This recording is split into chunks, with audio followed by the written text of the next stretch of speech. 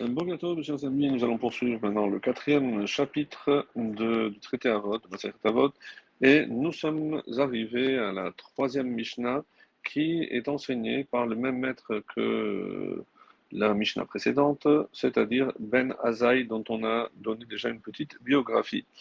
Et Hoaya Omer, il disait régulièrement: Ne dédaigne aucun homme et ne repousse aucune chose, car il n'est d'homme qui n'ait son heure, ni de chose qui n'ait sa place, autrement dit, sa raison d'être.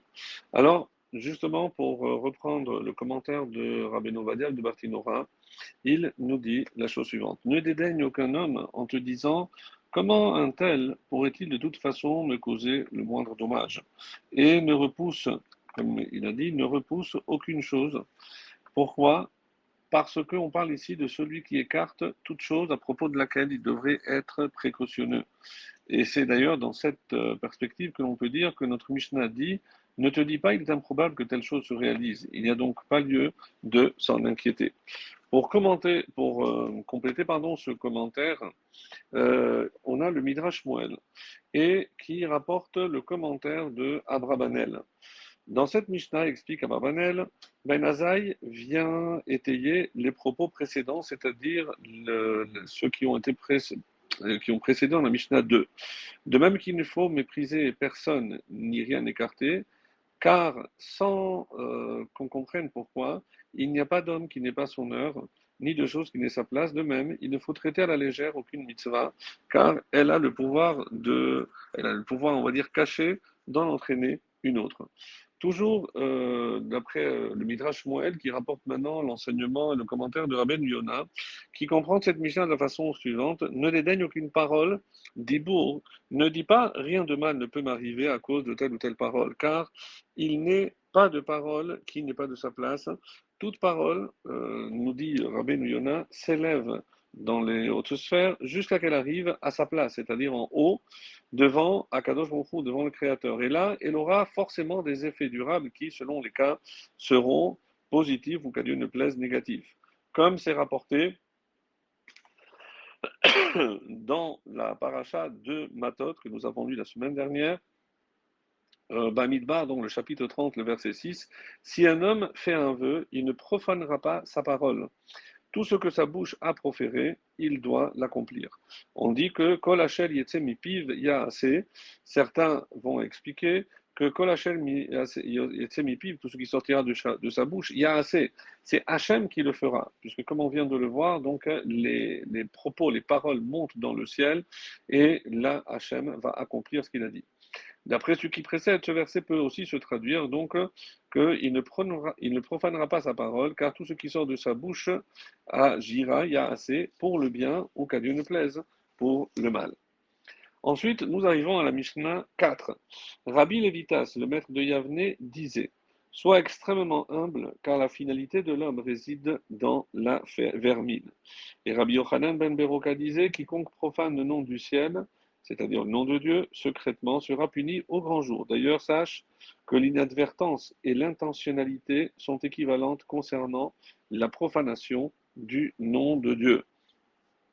Donc, dans certaines versions, ces deux Mishnayot sont séparés et pas réunis dans la même.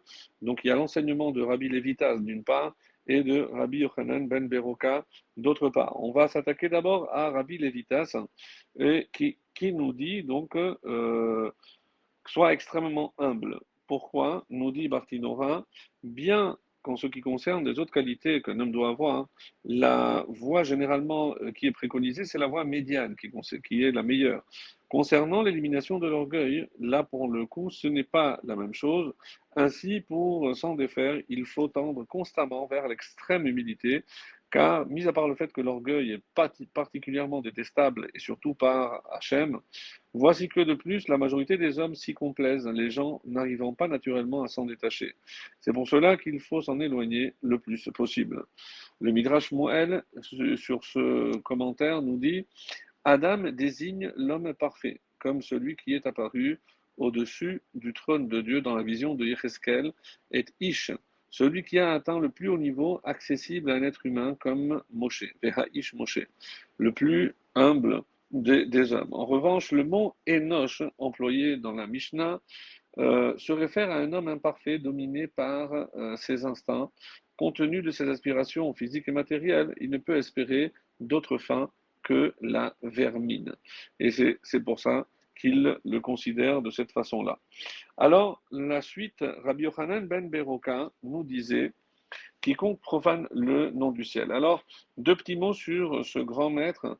Rabbi Yochanan ben Beroka était un Tana de la troisième génération et il était le compagnon de Rabbi Elazar Chisma. Il fut un élève émérite de Rabbi Yoshua, auprès duquel il a appris la quasi-totalité de son enseignement. Ainsi, lorsque il voyageait jusqu'à Pékin pour accueillir son maître, ce dernier lui demanda quel enseignement nouveau as-tu entendu au Beth Midrash. Et Rabbi Yochanan ben Beroka lui répondait ne sommes-nous pas tes élèves et tes paroles, l'eau à laquelle nous nous abreuvons? Parmi ses fils figure le Tana Rabbi Shmael ben Rabbi Yochanan ben Beroka, dont les enseignements sont rapportés tout au long du Talmud.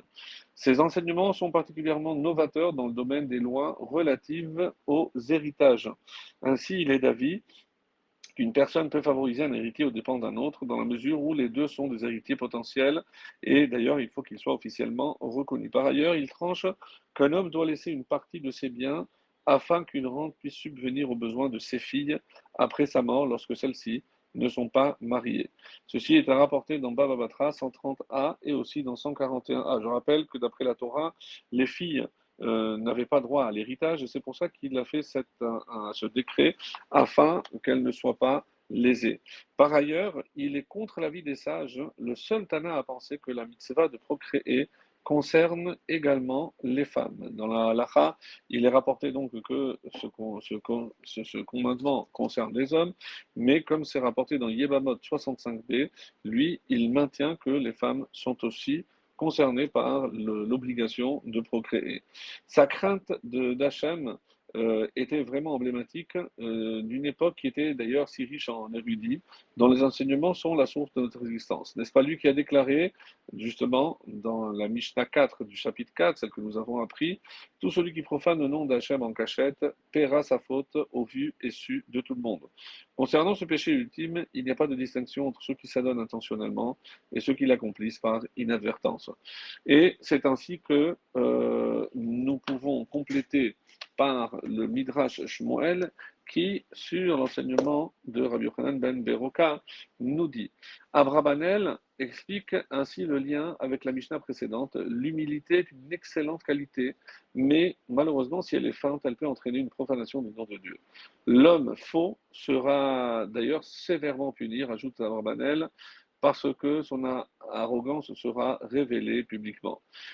Qui profane le nom du ciel en secret est puni publiquement, que la profanation du nom soit volontaire ou intentionnelle. En effet, l'ignorance ne peut être invoquée ici comme excuse, car c'est elle qui conduit malheureusement à la profanation du nom de Dieu. Le seul moyen d'éviter une telle profanation, c'est de réfléchir à la gravité de cette transgression et surtout, de se soumettre à la volonté du Créateur.